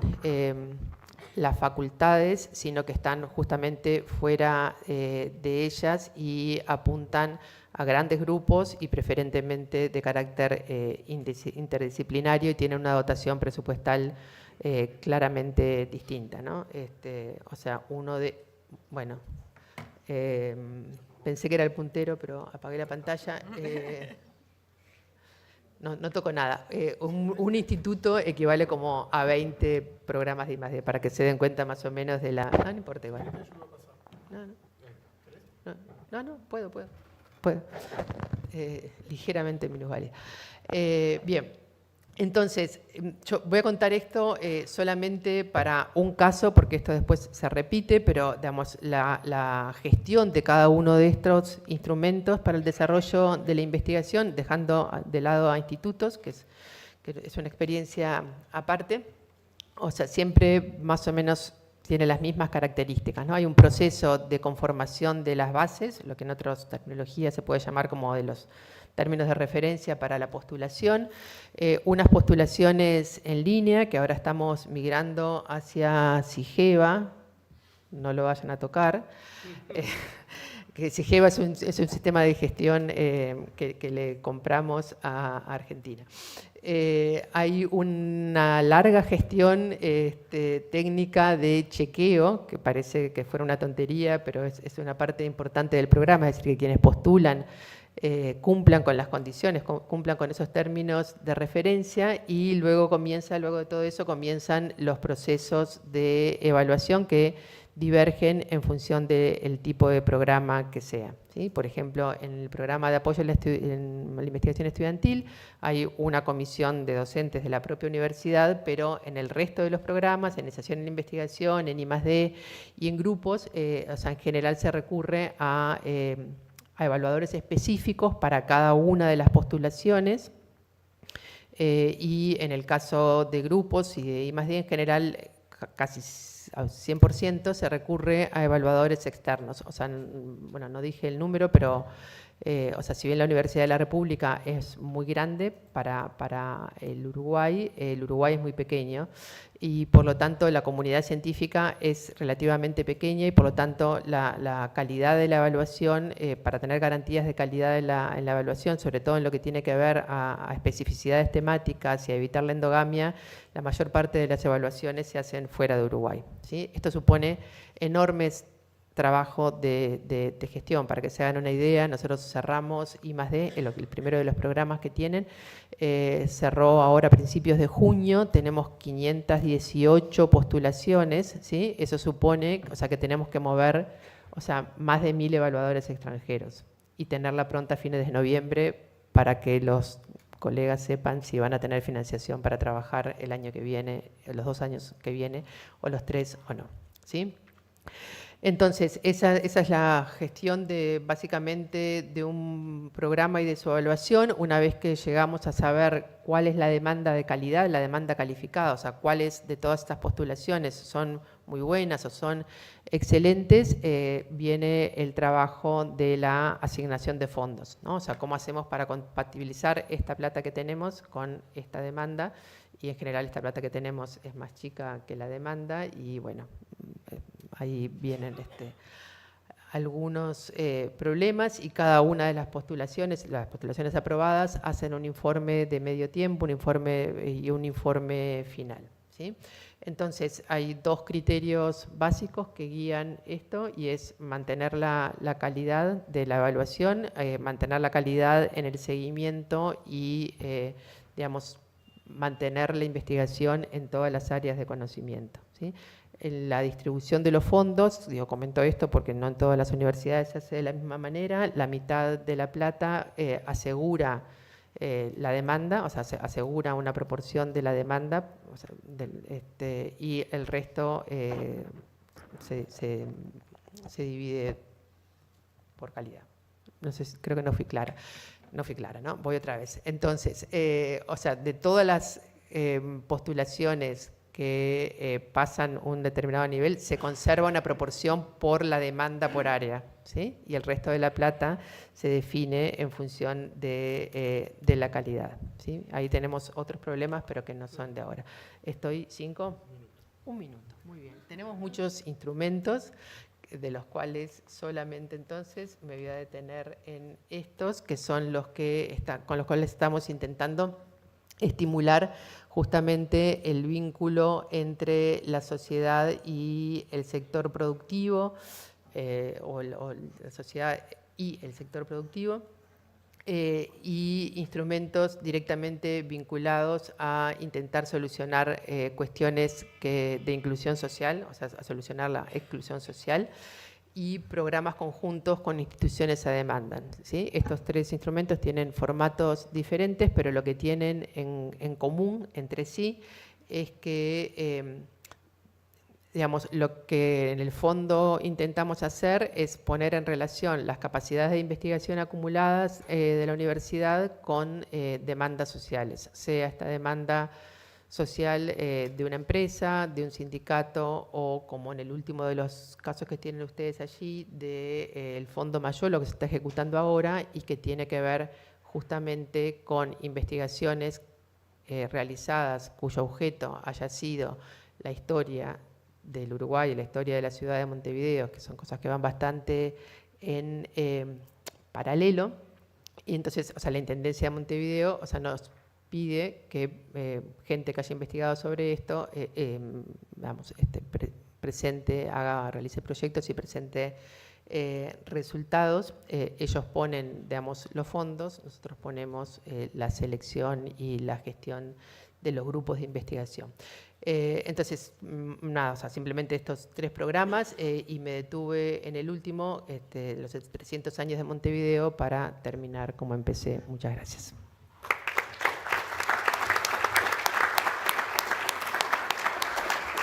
Muy bien, muchas gracias, Virginia. Vamos a abrir un espacio de intercambio breve, por favor.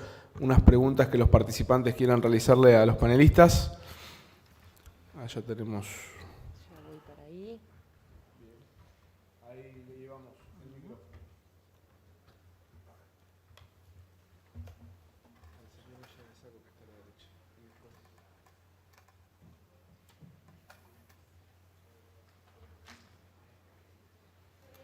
Allá al fondo del señor del saco gris.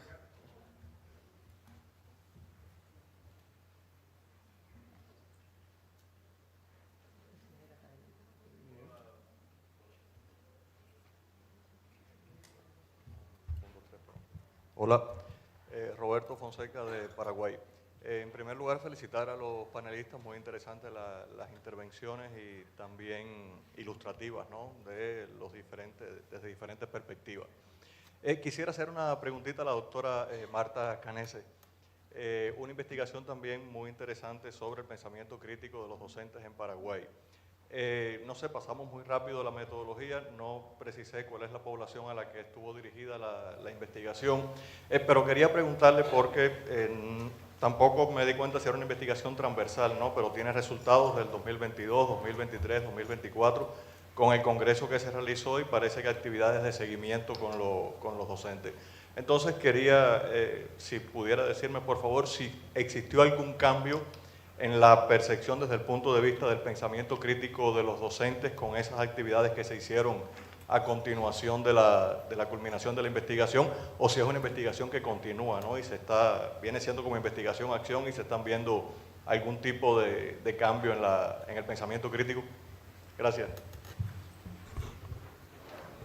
Sí, muchas gracias por la pregunta. Efectivamente es una investigación en curso. La aplicación del instrumento y bueno, la obtención de resultados en cuanto a la efectividad del programa que estuvimos desarrollando va a tener lugar a principios de 2025.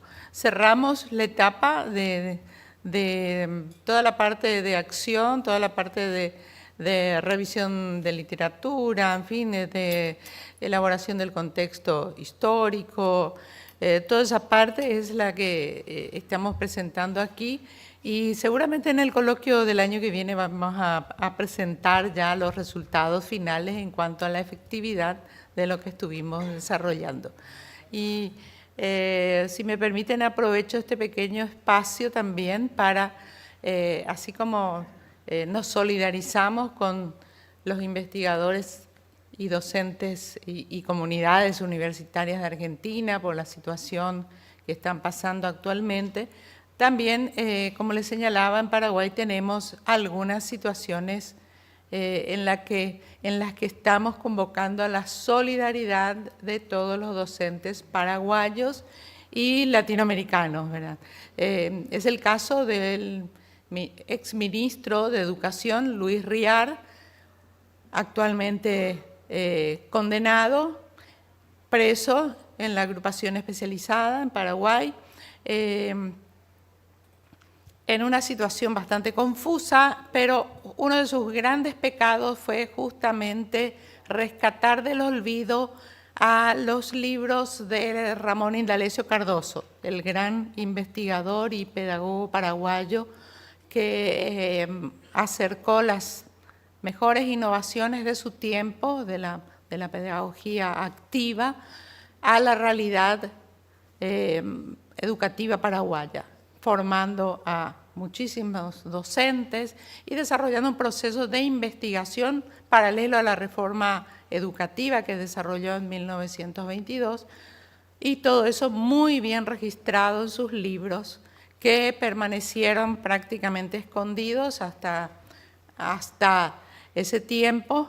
El doctor Luis Riar es el que le dio cierta visibilidad, continúan todavía bastante escondidos, y más bien es una labor de resistencia que hacemos en los cursos como este y otros cursos de formación docente, en los que divulgamos en PDF, porque no hay la obra impresa, no está disponible hace mucho tiempo, las obras del gran pedagogo paraguayo Ramón Indalecio Cardoso, que el mundo debería conocerlo.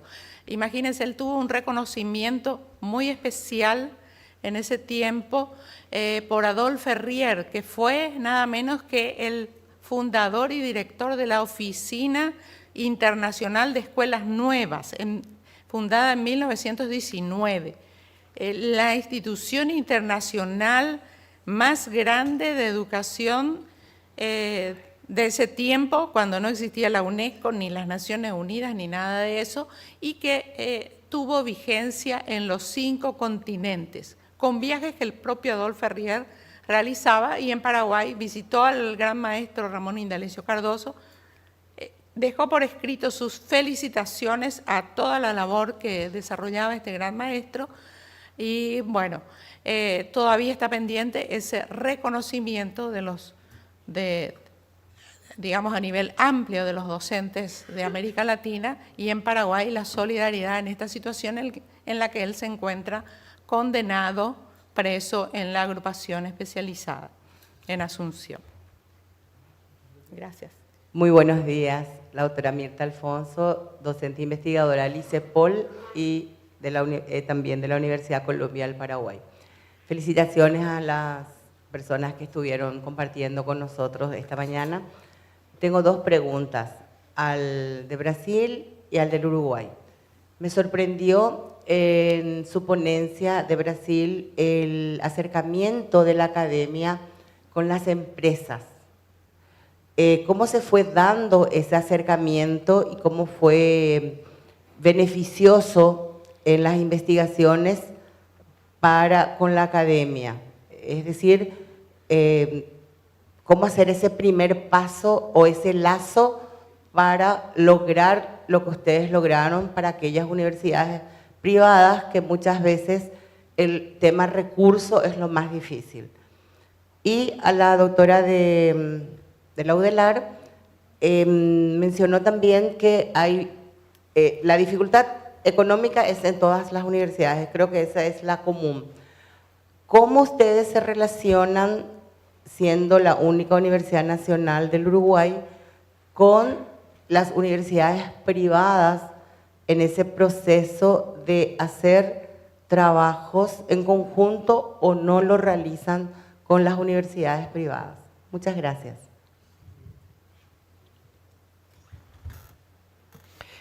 Sí, gracias por la pregunta. Si dije en algún momento que somos la única universidad nacional, está mal. O sea, en realidad, cuando, claro, tanta insistencia en concentramos la mayor parte de la investigación, quizás hay otra universidad de creación muy reciente y que en matrícula tiene, digamos, una matrícula ínfima en comparación con la matrícula de la Universidad de la República, que es la Universidad Tecnológica, o sea, que solo trabaja, bueno, justamente con foco en las áreas tecnológicas y en el interior del país.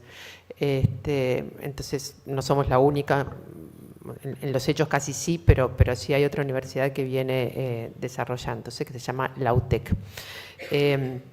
Con respecto a cómo trabajamos con las universidades privadas, hemos tenido diferentes momentos. En la actualidad, por ejemplo, estamos trabajando en un proceso de intentar llegar como a grandes acuerdos nacionales sobre evaluación, que es un tema extremadamente complejo para el mundo académico, la evaluación de la investigación, y estamos trabajando muy bien y sin problemas. O sea, cuando surgieron las universidades privadas, que no hace tanto, o sea, la más vieja de las privadas es la Universidad Católica del Uruguay, que hace 30 y poquitos años. Bueno, como cuando nace un hermanito, no siempre los hermanos mayores están contentos, pero creo que es un camino en el que vamos avanzando. Hay institucionalidades múltiples dentro del país donde nos sentamos a trabajar en forma conjunta. No tenemos líneas de investigación conjunta con las universidades privadas, eso no lo tenemos, pero sí un diálogo absolutamente razonable y en muchos casos súper constructivo.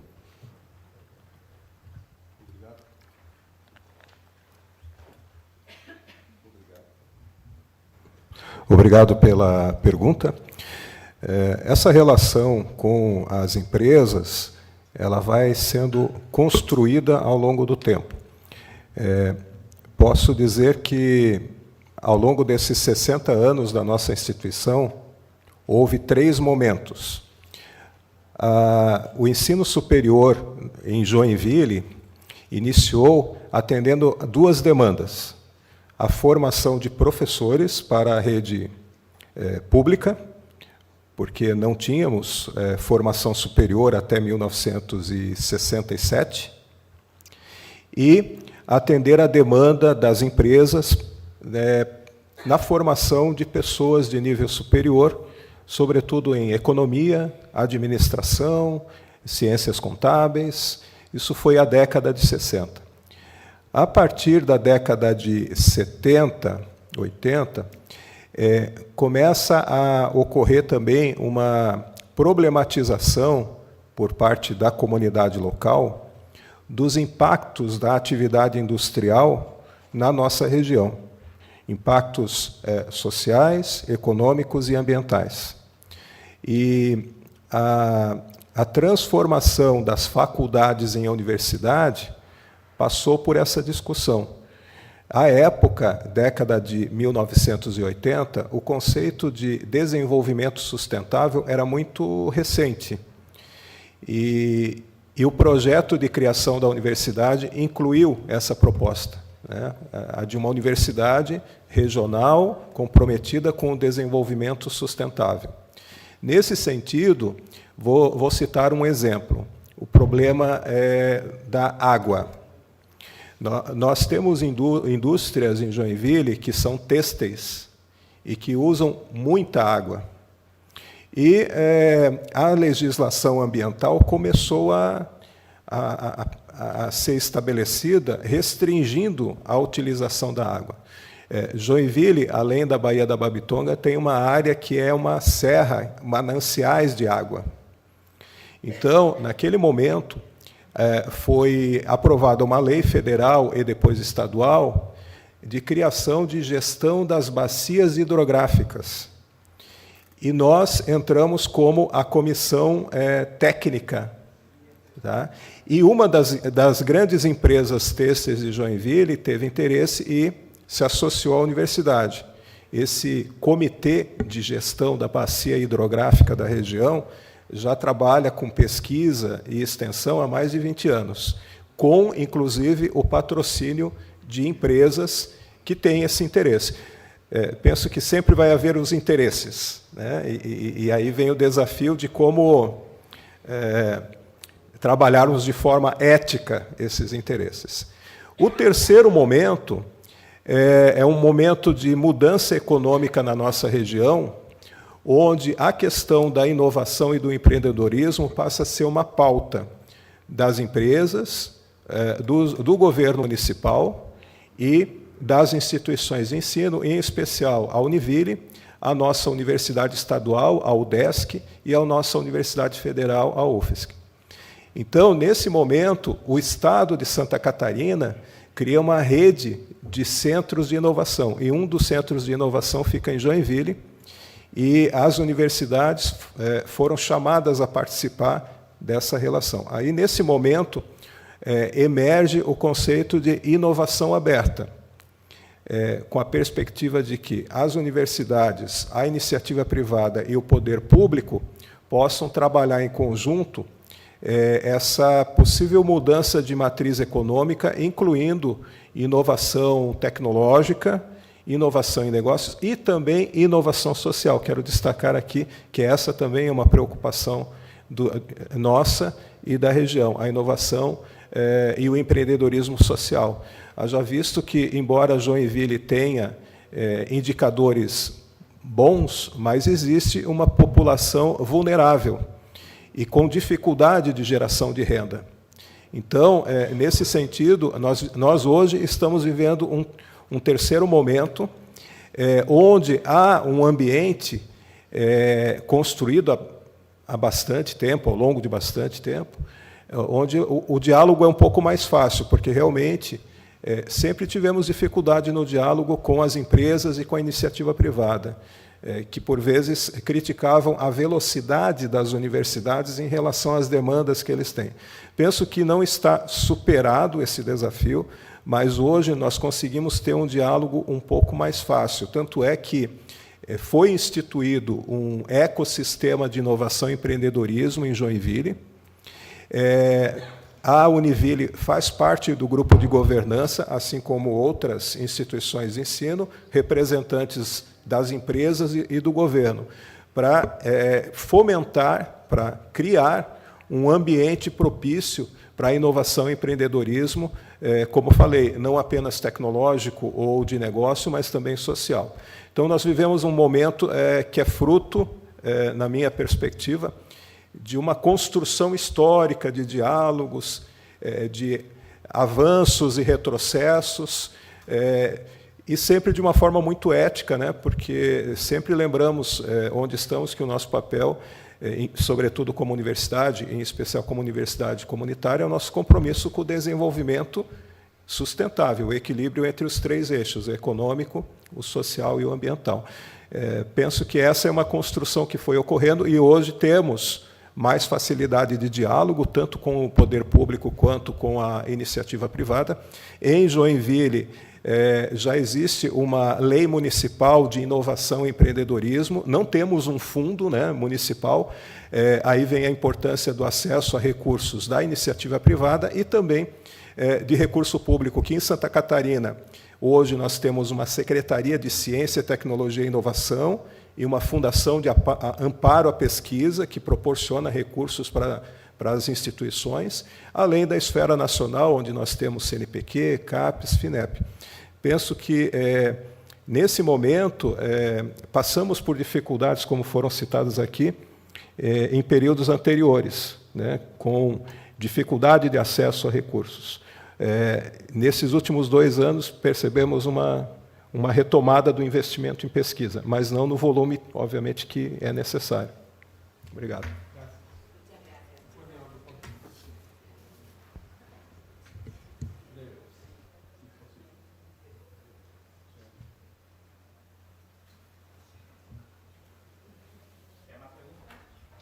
No. Vamos a cerrar la oradores.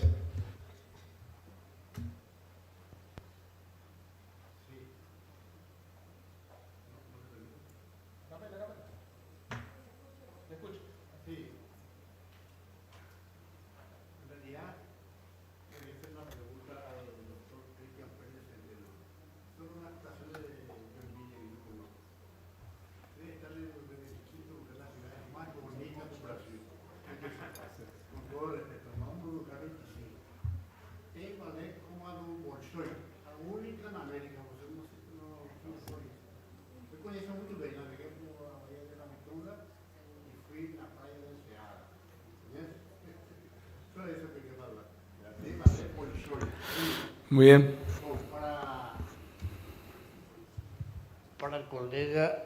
Cristian Pérez Centeno. Si hay un país que tiene relaciones de todo tipo con Argentina, es Paraguay. Tenemos 3 millones de paraguayos residentes en Argentina y descendientes. Tengo un montón de parientes, primos que viven allá. Fui fundador, yo soy ingeniero civil y doctor en ciencias de la educación. Mi formación es en la Universidad de San Pablo y en la Universidad Federal de Río de Janeiro, la UFRJ, como dicen. Y mis aportes a la Universidad Nacional de Formosa como fundador de la carrera fueron todas experiencias obtenidas en mi país y también en el Brasil, sobre todo en el Brasil. Ahora, en la Argentina, lo primero que señaló es la falta de recursos para la investigación. Yo no sé cómo funciona. Argentina tiene 23 provincias y el Gran Buenos Aires y sus provincias coledañas, que es donde se concentra una gran parte de los 5 millones de habitantes. Formosa tiene un gobernador que hace 40 años que está en el poder y tiene un rector que si usted entra en Google no va a encontrar que tenga currículum ninguno para ese cargo. Y todos los recursos usan en el campo político. No sé si las demás provincias es así. El presidente Argentina es un país que tuvo 5 premios Nobel. ¿Se imaginan ustedes? 2 premios Nobel de la Paz. Uno de ellos es Carlos Saavedra Lama, que fue un gestor importante para que se restablezcan las relaciones entre Bolivia y Paraguay en una guerra sangrienta que duró 3 años. Y después tiene a Adolfo Pérez Esquivel, y los 3 otros son en ciencia. Y hay gente como René Favaloro, que se suicidó en la época de Menem, un gran científico que inventó el bypass, que todo el mundo utiliza esa tecnología, ¿verdad? Y un montón de instrumentos para cardiología. No sé, tienen un presidente, una pregunta política, porque todo argentino es político. No existe un argentino que no sea político. ¿Qué se puede hacer con un presidente que cuando hay cualquier problema dice, no hay plata? Eso es lo que dicen. Esa es mi pregunta. ¿Qué piensan hacer con Javier Milei? Porque nadie lo toma en serio.